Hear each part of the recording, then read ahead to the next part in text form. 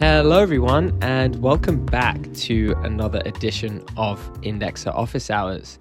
Today is the 27th of June and this is Indexer Office Hours 113. If anyone is new to Indexer Office Hours, this is the town square where ecosystem participants come together and to discuss the most important and relevant topics for indexers. This is a conversation and we love participation, so you can get involved either via voice or via the text box in the corner. And if you're having any issues using your mic, please let me know and I will try to get that sorted for you. As a reminder, this is a session that's recorded and posted onto public channels like YouTube. So if you're concerned about privacy, please bear that in mind. And with that, let's get into our exciting agenda. So as always, I start off with an introduction to the episode with a GRT IQ shout out, and today is no different. So we have 112 with Julian, who is the co-founder of Unlock Protocol and is also a member of the Graph Council. So for those of you who don't know, Unlock is a blockchain-based access control protocol that allows creators to monetize their content and enables people to manage subscriptions using NFTs. And so if you're interested to learn about a little bit about Julian, his entrepreneurial background, how he got started building businesses, and then more specifically his work within Unlock Protocol and then also the Graph ecosystem, I would recommend checking out that particular episode. And I'll post a link to that in the chat here. And that is it in terms of opening remarks. And I will hand over to Anna, who's going to take us into our regularly scheduled Repo Watch. Thank you, Abel, and apologies for any additional noise from my seriously overheating laptop. Yes, it is Apple. Okay, so on Repo Watch today, on the execution layer client, we have had a new release on Aragon. This is release 2.47.0. This fixes a regression introduced in release 2.45.0, which was causing panic with message no gaps and transaction IDs are allowed. For this, no resync is required and Node repairs itself when run with the newest version. More block snapshots have been added for the Polygon board mainnet, and support for Polygon indoor hard fork, which was present in the previous release, so version 2.46.0, which is now superseded. So support for Polygon indoor has been added in this release. Version 2.46.0 has been superseded. That's all we have for Aragon. Moving on to Firehose Ethereum. Here we have had two new releases, going from the least recent to the most recent. So we have version 1.4.5. This version updates metering, so bumped versions of demetering, deauth, and Firehose libraries. It fixes Firehose service health checks on shutdown, and it fixes panic on download blocks from Firehose tool. Here we also have version 1.4.6, and with this, Substreams version 1.1.6 is now out of the Firehose app and must be started, and the Firehose app must be started using Firehose Tier 1 or using Substreams Tier 1 and Substreams Tier 2 apps. This release also includes a lot of changes in Substream-related flags. It's a long list, so I will invite you all to check the agenda or the release notes before upgrading to this release. Some other notes, so some auth plugins have been removed, and the new available plugins for common auth plugins are Trust and gRPC. Metering features have been added, and there's new available plugins there, so Null, Logger, and gRPC, and support for Firehose Protocol 2.3 for parallel processing of transactions has been added to Polygon Board version 0.40. Also, removing the tools upgrade merged blocks command is included in this, and now normalization is part of console reader within codec instead of the types package and cannot be done retroactively. And finally, we have release number 1.4.7, so the most recent. And this fixes an occasional panic with substreams tier 1 caused by a race condition, fixes the gRPC error codes for substreams tier 1, and fixes the gRPC health check method on substream tier 1, which was a regression, as well as the default value for flag common auth plugin. This is all we have for Firehose Ethereum. Let us know if you've tried it. Moving on, we also have 2 new releases for Nethermind. So we have release 1.19.3, which adds Gnosis Shanghai hard fork timestamp. So what you need to know here is that for Gnosis network operators, this is a mandatory update because of the upcoming 𝗨𝗂𝗂 hard fork. So you are being urged to update promptly to ensure seamless network functioning post-fork. The Gnosis 𝗨𝗂𝗂 hard fork is scheduled for August 1st, 2023 at 11:34 a.m. UTC. And here we also have a new release candidate, so version 1.20 release candidate.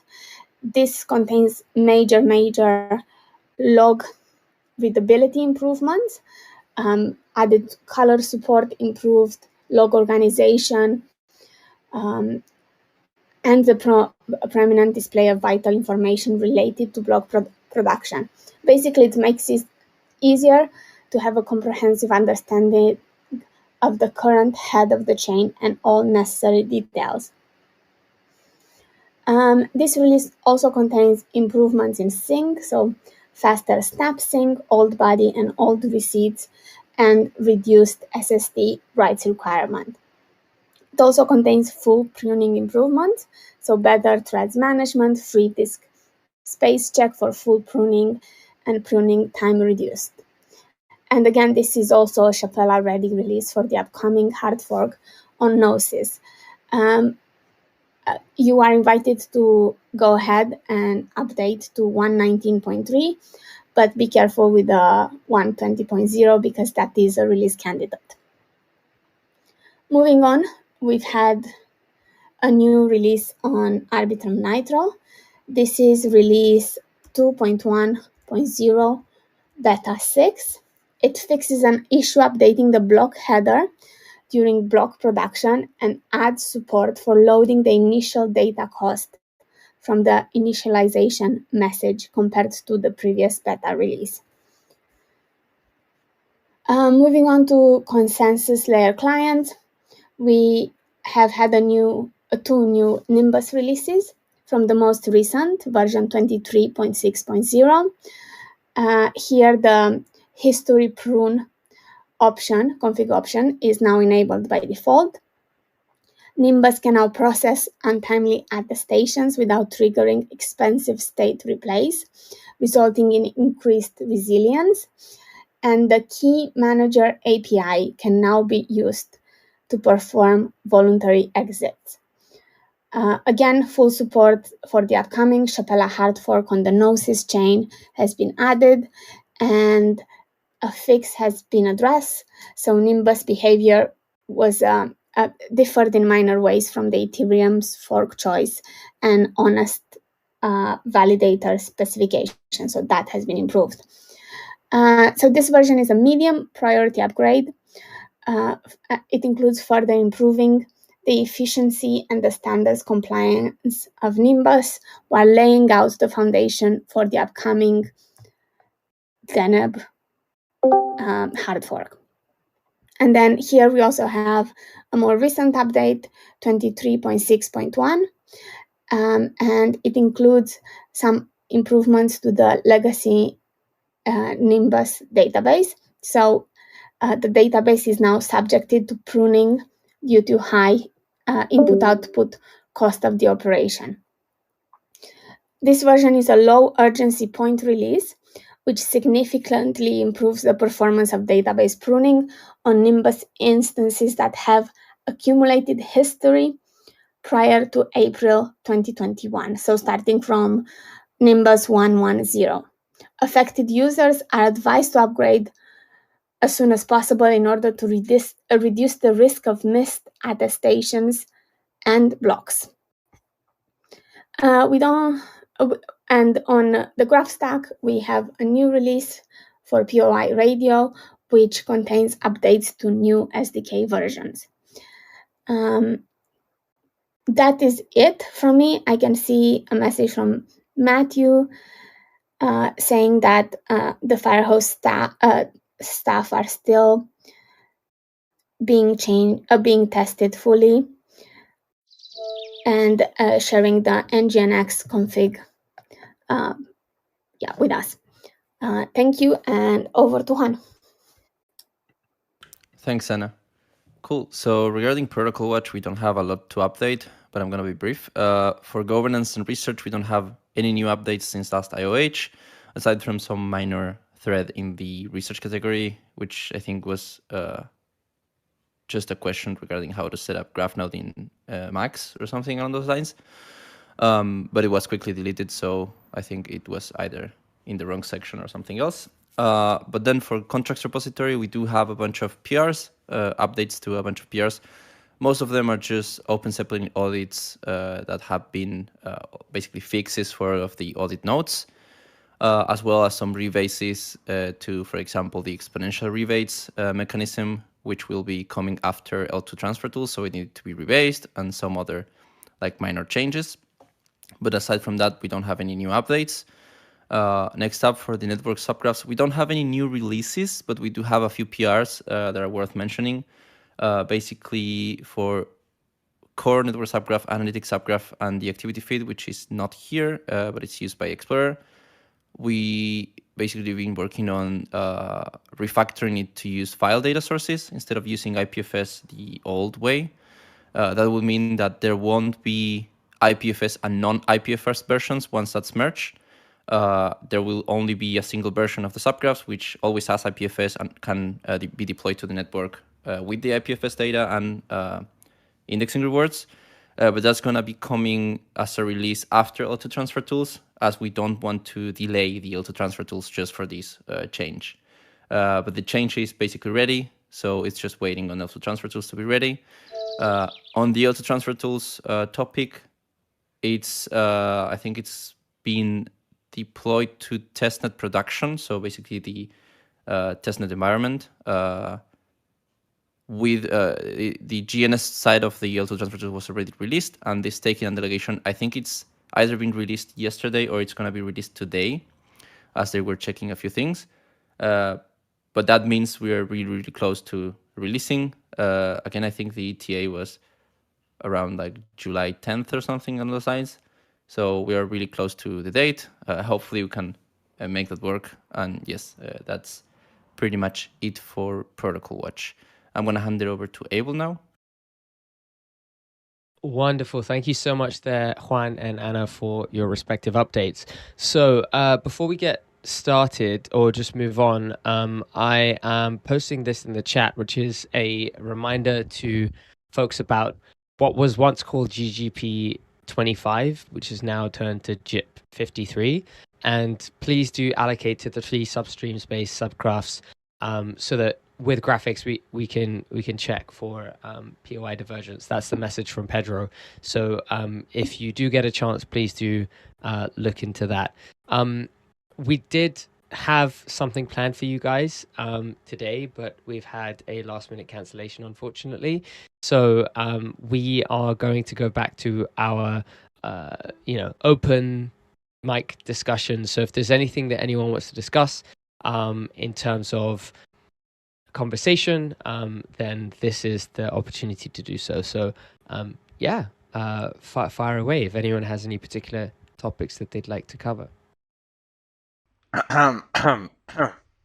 Substreams. And yes, I have a question for you, Matthew, I guess. Let me first take a picture of how my syncing data looks like on my testnet indexer, and I want you to let me know if this behavior is normal or not. Give me 1 second.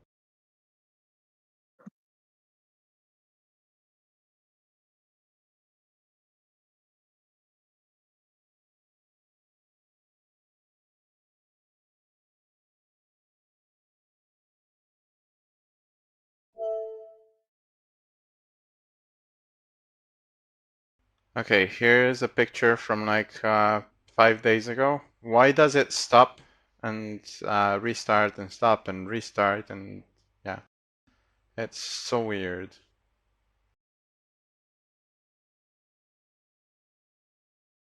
And I also have one more recent picture. 1 second. One of them doesn't stop anymore, the other one does.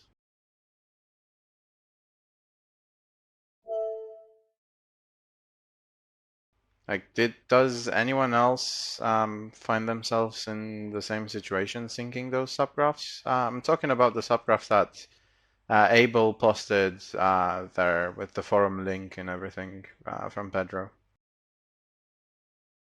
I can't comment on those subgraphs because I don't think we have them synced, so hard to They're say. basically uniswaps.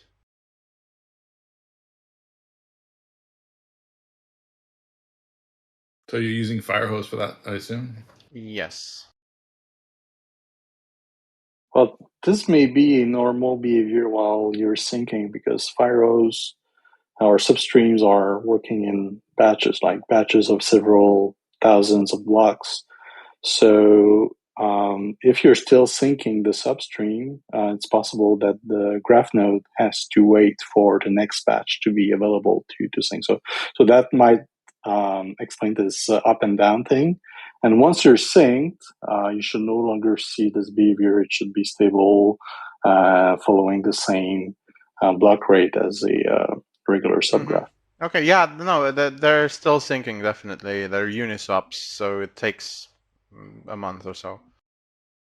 With just a single endpoint, it's still faster, like way faster than just a regular RPC node, but yeah, you can't sync it in 20 hours. Yeah, I think the 20-hour thing is kind of a special scenario where streaming fast throws a lot of resources on tier 2 processing. Yeah. And then once that's done, to use their special graph load ingestion, and that's much faster too. But that's for now, that's quite a manual process. Yeah, that's true. But I guess you can still split this up if you use multiple tier 2 nodes and sync from those, right? Without like using graph load. Yeah, I think it's depending on how much resource you can put. I think I've done it in something like 4 to 5 days, which is that's far from 20 hours, but yeah, that's a huge improvement over the regular subgraph. How many resources did you allocate to those subgraphs? Well, to the Firehose? I think I had the equivalent of 60 or 70 CPUs. Okay. Well, it's not that bad, honestly. What about I/O? Like, how hard does it hit the I/O when you run simultaneously multiple Firehoses? It's not as bad as I thought. I think overall the rate was like, I don't know, looking at the rate of data read from my 𝗨𝗶𝗶𝗀𝗃 cluster, it's like 1 to 2 gigabit sustained, which is very acceptable and easy to handle. 1 to 2 gigabits per second or gigabytes per second? Does it read sequentially? gigabit. Oh, gigabits. Okay. Okay. Not bad. Well, it has to read all your Firehose blocks, right? Yeah, sure. So the number of threads you have will then depend how fast you need to serve the blocks off disk. Because basically you're going to have to read, if there's whatever, 3 terabytes of data and you're processing all the blocks, you need to read 3 terabytes of data. Right? Yeah, fair enough. It's going to reopen each file once. So speaking of reading the data, so here at 𝗨𝗀𝗂𝗧, we are about to order our servers, assuming the guys from Delta reply to us this week, hopefully. But we're thinking of either buying going way above our budget limit and buying very fast disks, or just staying within the budget and buying like decently fast disks. I'm talking either so the very fast disks I'm talking about, I have like 1.5 million read IOPS and 600K write versus 1 million and 300K. What do you think it's the best? Well, obviously buy the fastest, right? Because with those disks will be serving all the RPCs basically. We'll be sitting in ZFS pools basically. So I guess yeah. Since read.io isn't that crazy on Firehose, I guess we shouldn't be spending that much. But I don't know. What's your honest opinion? Right. I think Matthew has much more experience on this topic, but my understanding is that with Firehose and Substream, all you need is reasonable sequential performance, and it's possible that the regular or a good hard disk drive will be sufficient. Yeah, we actually stored on HDD, but a cluster of HDDs. So I'm not sure a single HDD. Well, again, it depends. How many parallel threads do you want to read from Firehose? Right? How many tier 2 nodes are you going to have? So tier 2, how much storage does it take? Tier 2 takes 0 storage. So 0 storage is just kind of like an RPC daemon from Aragon, right? So the tier 2 node will connect to your central Firehose storage, get the block file, parse it, deal with all of it, and then write the results back to your S3 storage or your whatever storage you're using. So right, okay. It doesn't need any local disk itself. Mm-hmm. It reads the thing it needs to process. When it has the results, it writes it back. So, it's very easy on the disk compared to doing RPC calls. Mm-hmm. Got it. And the writes basically happen. So it reads from Firehose and it writes in the PostgreSDB, or where? It's just writing back to your storage. Right. So Firehose is designed with a centralized storage bucket of some sort. Right. So Marc-Andre mentioned Seaweed. I think Alex is using Seaweed. We're using Ceph. You need somewhere shared storage. And then you read the merge block files from there, process them into tier 2, and whatever the output is from the tier 2 nodes, it writes it back into the storage location. And then if somebody comes along and runs the same query again, well, then you don't need the tier 2 node because the Firehose itself can just grab the results that are already written there if you're using substreams. If you're just using Firehose, then it's just sending the blocks off the disk. Mm-hmm. Okay. So essentially, you need very fast storage for the centralized piece and just CPU cores for the readers, right? Correct. Okay. You don't need any storage on the compute nodes, if you like. Mm-hmm. Yeah. Just the OS to start up your containers. Mm-hmm. Yeah, the key is good shared storage. Doesn't have to be super fast, but it has to be reachable from all your Firehose and tier 2 nodes. Yeah, well, I'm more asking because Yeah, obviously Firehose and substreams are the future. Well, Firehose, first of all. We want to instrument all the chains to be using Firehose, right? And you still need lots of like how going back to Firehose, like the centralized part of it, does it need any CPUs or just storage or all the like how? It needs some CPU because so if you look at the charts, like the one you posted or Slim Chance posted, right? So he's got a couple of subgraphs that are synced and have a nice straight line. So when you have that, your centralized Firehose is processing that because it doesn't need to farm it out to a bunch of workers on the tier 2s. So it will need CPU in order to process that load. So how many subgraphs are you going to have? You know, a few hundred? Then you need a Firehose that's running for each one of those. Okay. Basically, well, threads, right? You're not going to run 400, individual Firehoses. It's multi-threaded. So you need a few Firehose tier 1s that are running. That's all it's going to do all the work. But what's great with those is that there's no I/O load if it's live, because the RPC node that's producing the real-time data will send it on a gRPC socket over to Firehose, and it will send it out to the graph node. So the Firehose infrastructure itself uses no I/O load other than writing the new blocks as they come in, which is very low. Interesting. New block. Wait 12 seconds, new block. Merge it after you get 100. That's very low.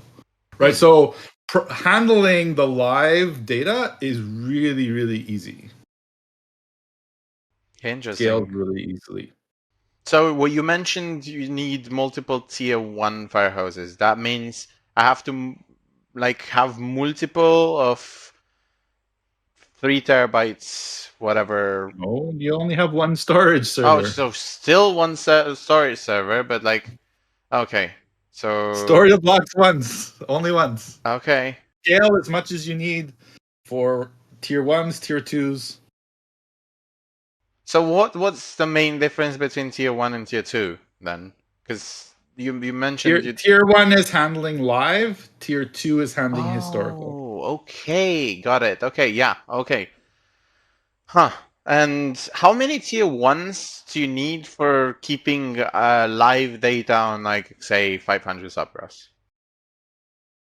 I can do a I think you can do about 100. I would say maybe in the order of 100 per Firehose. So you would need 6. Huh. Okay. And how many CPU cores do you usually allocate to those for just live data? Look, it's not much. I mean, I don't know, 50, 40, 30? Less. Oh, still less. Okay. Interesting. Okay. And for tier 2, basically to read the historical data, say you are syncing, I don't know, 20 subgraphs all the time. Some of them come and go, and you always end up having 20 subgraphs more or less syncing to chain head. How many of those tier 2 nodes do you usually need, and how many CPU cores do you put on those? How fast do you want it to sync? As fast as possible. Then you need as many cores as possible, right? Yeah, you answer your own question. Exactly. All right. So the tier 2, you need to deploy as many CPUs as you want it to go fast. And all subgraphs are not equal. Some are very light. Yeah. If they're just doing a quick, give me the block ID, for example. That would be the simplest substring. Or they could be very complicated, like Uniswap, which has, I don't know, 18 storage modules, and anyway, it's fairly complicated to compute. But you can still, so Firehose itself, as tier 2, also serves subgraphs and not just substreams, right? Tier 2 is only used for substreams. Oh, only used for substreams. Okay. What about subgraphs then? If you're just using Firehose to sync subgraphs, then the original Firehose tier 1 will read the blocks off the disk and send them out. Okay, that completely changes. But there's no But there's no calculation that's needed there, really. It's just read the data, filter it, send it. So it's very light. Substreams takes a lot of CPU because it's running a WASM WebAssembly for each block that it needs to process. So it gobbles CPU like, well, as much as you have. Okay. Right. So we tend to mix up the firehose and substreams here, so it gets a bit confusing when we're talking about it. Yeah, no, it's super helpful. Okay, I see a question from Derek. Will T1 utilize the same gRPC for answering RPC, lessening I/O? Same gRPC as what? Like its protocol for answering RPC calls. Because using gRPC, it's is much less stressful on I/O, I guess.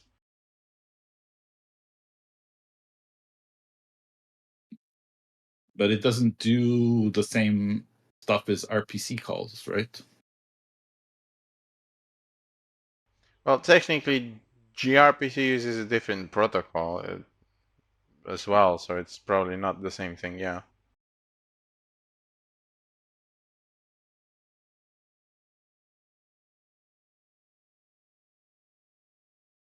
So tier 1, is using gRPC. Well, everything in the Firehose substreams ecosystems uses gRPC. So start with that. So any of the components within the architecture all use gRPC to talk to each other. And when GraphNode connects to Firehose, it's using gRPC as well. So everything in that ecosystem is gRPC. So when GraphNode connects to Firehose, starting with the latest releases that Anna talked about, now there's the tier 1 for Firehose, or the Firehose and the tier 1 for substreams are actually separated. In the previous releases and what everybody currently has implemented, it's one process. Now they're split. So the Firehose and substreams tier 1 are now independent from each other, which is why I posted our Nginx rules above in the chat, because we have to route the traffic depending on which is coming in. Or you can just tell GraphNode to connect to either Firehose or substreams, different endpoints, which is fine. That also works. Because GraphNode has a separate configuration for Firehose and substreams. Am I adding confusion or helping?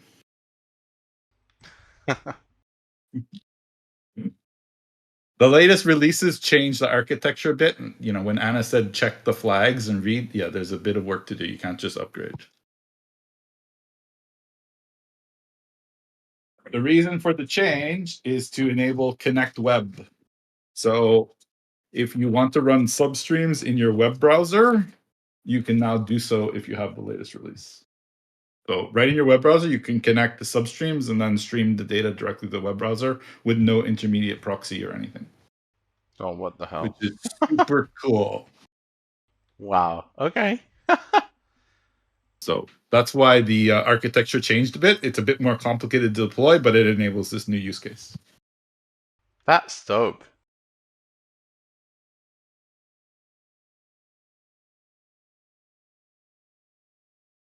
So, by the way, how many chains do we have instrumented right now for working with Firehose?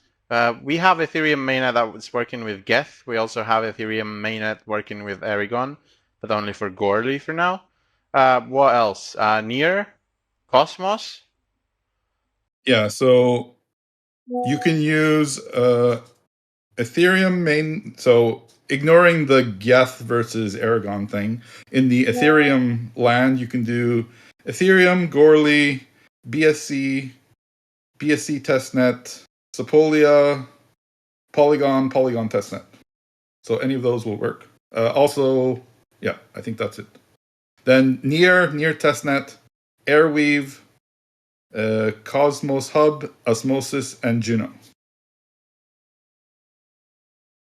Okay. That's all the fire hoses that I'm aware of that work with GraphNode. There's also fire hose for Sui and Aptos, but I don't know if those integrate with GraphNode yet. Okay. So say we want to implement, like, instrument Arbitrum and Optimism. How do we do that? Ask the Streaming Fast team. Okay. There's discussions. If you check their Discord, there's been some discussion about doing maybe a Firehose Lite. I'm not sure where the discussion is at on that. Which the Firehose Lite would basically, scrape the RPC endpoint, get block, get block, get block kind of thing. And you'd get a Firehose like that. But it would be light because it has much less features. Because you can't get all the information about the blockchain from that. But it might enable some use cases. So if that kind of thing gets written, then any EVM chain could be immediately have Firehose support, assuming it's got a compatible RPC endpoint. Okay. So as I said, I don't know where that's at. And then, otherwise, the work has to go on to actually change the source code for each of those, Arbitrum and Optimism and whatever else. The good part is for Optimism we have Aragon, so I guess the implementation there won't be as hard as going from scratch. For Arbitrum though, we don't have anything, and yeah, it's a geth, but it's a weirder geth than just normal geth. Yeah, so like the Polygon geth is a bit of a weird geth. The BSC geth is a bit of a weird geth. So depends how different the Arbitrum geth is from the other ones. Yeah, so, depends on how weird it is. Yeah, I get it. Yeah, exactly. So if it hasn't been modified too much, then it might be relatively straightforward to, make the appropriate changes. Fingers crossed. Yeah.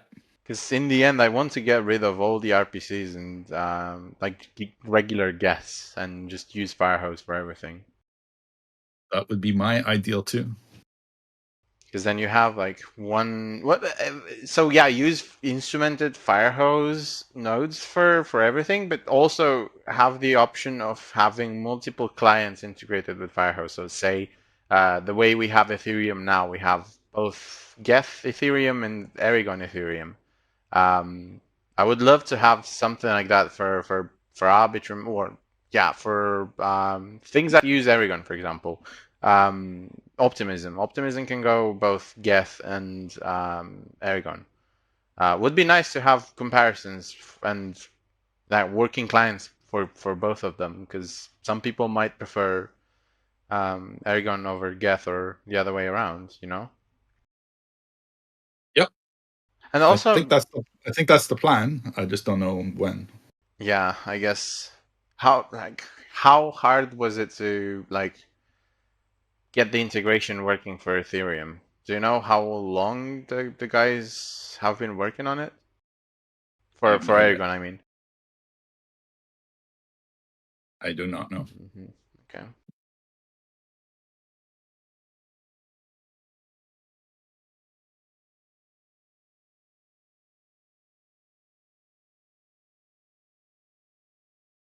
And I guess we don't have anyone from the foundation here, so I can ask them. You have to bother Pedro or somebody. No, I'll message Pedro after this.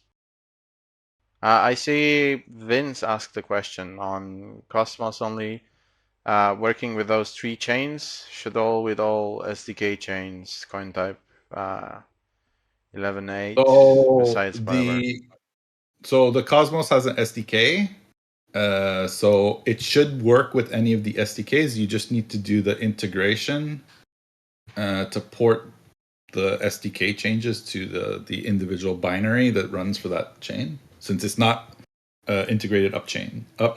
So yeah, so presumably it would work. Somebody just needs to do the work. Ideally, the changes would be upstream into the SDK, and then then there would be nothing to do. But that's not the case yet. Interesting. Okay, thank you. Who were the guys who worked on it? The core dev team that did the work for the Cosmos chains. I forget their name now. They wrote there's a PDF, there's a documentation that says exactly what you need to do to instrument a Cosmos SDK chain. Oh yeah, Figment, it was Figment. yes, Yeah. Yeah, I believe Yeah. it's Figment. Yeah. Yeah. So the documentation is there. Vince is asking for a link. Do you have a link to it? I can find a link to it. Give me a sec. Since we have 15 more minutes to go, Tiago, are you around to discuss a little bit about the changes in the indexer agent and if like make a call for people to try testing it alongside with me on testnet, for example? If you're not around, I can probably do a TLDR. Hey guys, can you hear me? Yes, loud and clear. Okay. All right. So yeah, we are preparing a new release for the indexer agent that will enable multi-networks using a single agent. So what do we call by multi-networks is that a single indexer agent instance will be able to communicate with both L1 and L2. And you can batch, not batch, but you can prepare your actions and review your indexing rules, everything, all concepts inside indexer agent and indexer CLI will have will have the new dimension of which network do you want to target. So yeah. Paine is helping us test this next release because it changed we changed a lot of stuff internally, but we aimed to bring the least possible changes to the interface, to the indexer CLI, to how indexers use it and configure it. So yeah, I don't recall the exact PR number. If they want, I'm pulling it out now. Give me a second. All It's right. 668. 668. Okay. Yeah, we encourage anyone to try testing this new release on testnet, and with a copy of your Postgres database. So please back up your database beforehand. We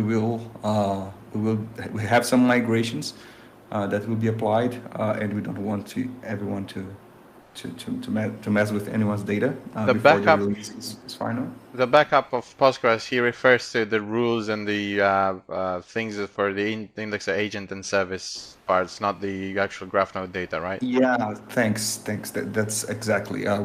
We're not touching any graph node data, so it's just indexer agent tables. I'm not sure if most indexers use a separate database for indexer agent and graph node. I highly encourage to keep them separated. Yeah, the StakeSquid setup, the Docker Compose stack uses basically two separate instances of Postgres to fully separate everything. Okay. Yeah. Okay. That's even better. So yeah, please, if you can, just try it out. PR668, there is an image for that, and please do back up your testnet indexer agent database, not graph node database, just indexer agent database. And yeah, we're still writing the release notes and the migration guides. One thing you will notice, it tries to migrate not every, but most of the indexer agent tables, indexer agent, and to do this specific migration, it requires for the indexer agent to be set up with just a single network for this migration. After it has migrated, you can enable more networks to it. You can even use testnet networks and mainnet networks with the same indexer agent. So if you're, I don't know, maybe a MIPS participant and are operating in both mainnet and testnet, you can configure your indexer agent to use 4 different networks: Ethereum, Arbitrum1, Goerli, and Arbitrum-Goerli. And everything is kept separate. Every network has its own indexer identity. Actions are batched per network, of course. And yeah, but that's just a reminder that anyone that might be interested in testing it out. You need to also update the CLI. The indexer service needs to be still on v16 because it hasn't changed, and it breaks if you try to upgrade it to, like, GitHub Actions build images for all the components, but don't update the indexer service. Yeah. Only update the CLI and the indexer agent. Yeah, yeah. And we still expect users to run separate indexer service instances. But with the advent of L2, the indexer agent is also aware of multiple networks. And if anyone is wondering why we did this, it's part of a bigger plan to make the indexer agent aware of subgraph migrations across layers. That feature is not yet on this release, but it's the next natural steps that we are still designing to. So it will be easier to manage your allocations between both layers. So yeah, but for now, if anyone can try running the indexer agent with just a single network for now, just to see if everything is running as expected, maybe send us a feedback over Discord of the things you didn't like or the things you're missing or the maybe wonky stuff that is happening. We have tested it a lot now, and we don't expect anything extraordinary to change internally. But yeah, we're just interested on the feedback of anyone that's willing to try out the next release before we actually release it. But yeah, any feedback will be awesome to have. By the way, Thiago, is this the branch you're working on? Let me post a link. Yeah, this branch. So it's multi-network aware components, right? Exactly. We're still pushing to that branch, not pushing like many stuff at this point, but this is the branch that it will hold the flag with the new version. Yes, that's correct, Payne. Thanks. Okay, cool. Because yeah, I'm using it in the CLI to pull the branch directly and build the CLI from it instead of yeah, because I was trying to use main before and I realized main didn't get anything of the changes and only realized after half a day of debugging. Yeah, I think the change that most users will notice is that the indexer CLI now asks for which network do you want to that command to run on. So if you're creating a new rule, for instance, you need to specify which network do you want to target with that rule. If you're queuing actions in the action queue, you need to specify the network for that action. Some commands that usually the commands that you use to view stuff and just to read stuff, the network option, the network argument is optional. But so you can just filter through stuff. But for most commands that will write rows to the database, the network flag is mandatory. So yeah, I hope people don't don't be mad at me because I'm introducing this extra step for using the CLI. But it's the only way for the indexer to know which network do you want to affect. So it's yeah, so much better than having two agents side by side fighting together to deploy stuff. Yeah. Yeah. We also took extra care on the reconciliation loop for the agent, so it fetches allocations from all networks that it is aware of, and then it only will manage deployments and reconcile deployments after the allocations are processed for all chains. So it won't make it won't race your deployment. So if your allocations have migrated from L1 to L2, it would not try to delete the deployment and start it over again. It would just keep it as is. So because it understood that your allocation is just in a different place, but the subgraph, the graph node data will be untouched by that.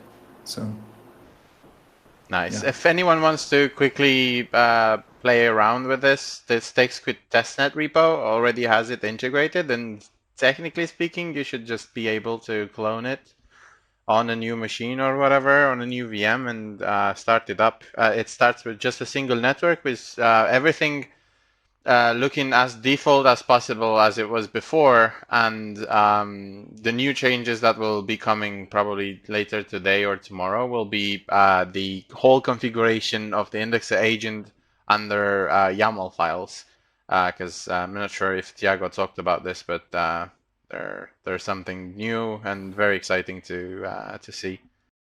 Yeah, maybe I don't know. Maybe it's worth having like a whole episode for this new release because there are lots of new stuff. But one thing I don't know if indexers already knew is that you can configure your indexer agent even through command line options, environment variables, and also YAML file. I don't know how many indexers use YAML files before to configure it. We're kind of exploring this this configuration scheme on the multi-network phase. So every network is configured as a separate YAML file. So if I'm an indexer and want to operate on both mainnet and Arbitrum1, I will have one YAML file with all the configuration for mainnet in its own file and a separate file for all the configuration for Arbitrum1. So, and we are also encouraging indexers to keep the non-network specific options also in a YAML file just for better organization. And yeah, it's one YAML file per network, and every single detail, every option can be customized on a network basis. So the amount of vouchers do you want to wait for before submitting asking for a receipt and etc. There are many stuff that doesn't necessarily change, but even either way you can configure it independently. So yeah.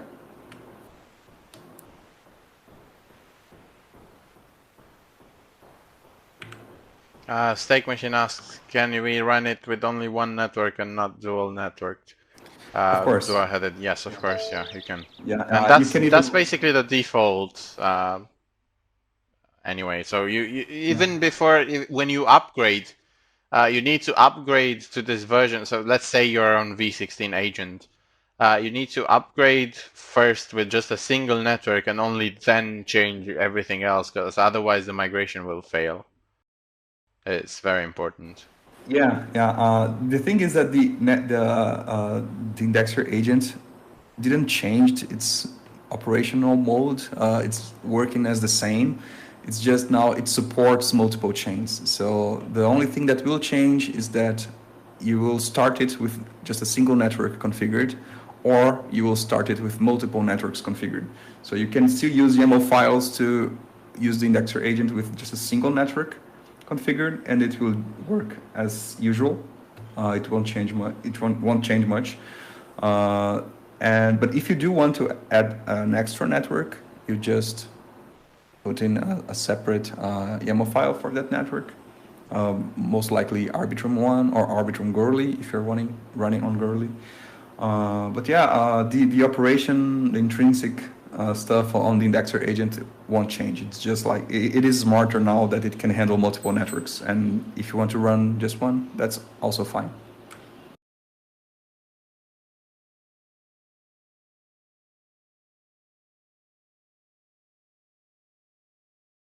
All right, cool. Yeah, so any feedback that you guys have? Tiago, is it fine if people send feedback or bug reports to me so I can filter things out and then send it to you guys? Or how do you prefer? GitHub I like that. Yeah, I'm also open to other means, like people sending messages on the indexer channel so everyone else can see them and maybe help each other. But yeah, I'm happy either way.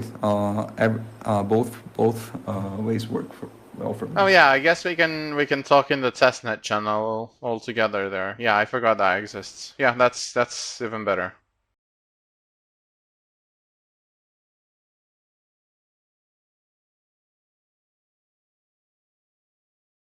All right. We are at the top of the hour. So I want to say a special thank you to Payne, Thiago, Matthew, and everyone else who got involved in that conversation there. Let's see if there are any final. Yeah, love the squid emoji. There we go. I'll give you another one there. Very cool. Yeah, so if there are any additional questions in relation to this, we can keep going in the chat. So I'll pause here.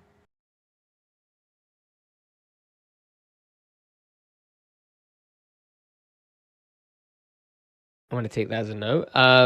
And I'll take this opportunity to wrap today's conversation. Thank you all for attending. This was a very interesting and informative conversation. And thank you so much, Payne. You got very involved there and very much appreciated you taking the lead there. So thank you all for coming, and looking forward to seeing you all again same time next week. Bye-bye, everyone. Thanks, y'all. Thanks. Bye-bye.